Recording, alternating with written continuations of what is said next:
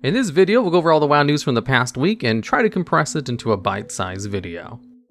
The weekly event for this week is Arena Skirmishes.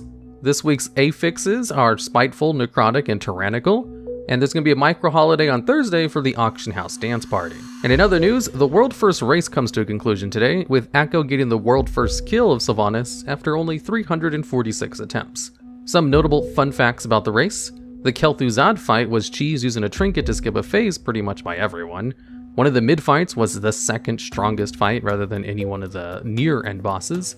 And Sylvanas died at 5% less health than it did in normal and heroic difficulties, causing Echo to celebrate preemptively when they first got it down below 50%.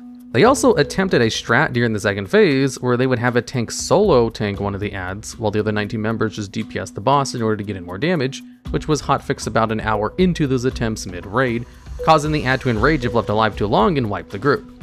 Both of the lead runners in the race, Limit and Echo, got Sylvanas down to within 1% of the kill before Echo finally got it, making it a pretty close race.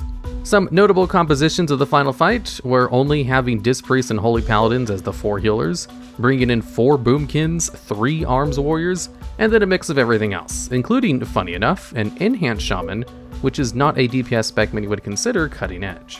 In classic news, Blizzard has updated the same faction battlegrounds, where they will no longer allow you to queue for battlegrounds while in a raid group or with more than 5 people. Also, it will take longer to try to find opposing faction fights before it matches you against your own faction, and they're adding in an enlistment bonus for Alliance players who participate and win battles, which seems to be dropping a bag that has a couple of Burning Crusade mats, like herbs or farmable quest items and even Justice badges. And finally, there's been a recent hotfix, or change, where Sylvanas will now drop her bow in heroic item level baseline in heroic mode, instead of only at normal mode, which needs to be upgraded later on. And now onto the weather report with DevBot the Weatherbot. How's the weather out there? The night is the natural state of the universe. The day is just an anomaly caused by the sun. Good one, DevBot. Always nice to hear. Now, if you are an alchemist, there's a pattern you can get with a little bit of work, which allows you to create a cosmetic head item that places a red candle on top of your head, called the Red Noggin Candle. In order to obtain this pattern, what you need to do is collect 10 infused rubies, which drop from random NPCs around the Zone of Revendreth and from Venthyr reputation boxes.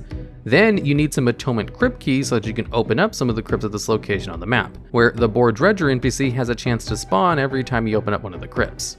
It's RNG how long it will take to actually find the NPC you need, but if you have 20 extra infused rubies, you can head over to this waypoint on the map, where there's a bell that you can ring which increases the drop rate of atonement keys for 20 minutes. Then, once the NPC spawns, you have 30 seconds to buy the pattern you want, as eventually he'll just run off, so you have to be quick and make sure you have the required amount of rubies and empty backspace in order to actually purchase the item. It is a pretty unique transmog item though, when I was able to get the NPC to spawn after only opening a single crypt. Although I did see some reports about people taking a few hours in order to get the NPC to spawn. And with that, I'll see you all next week, probably, assuming there's news.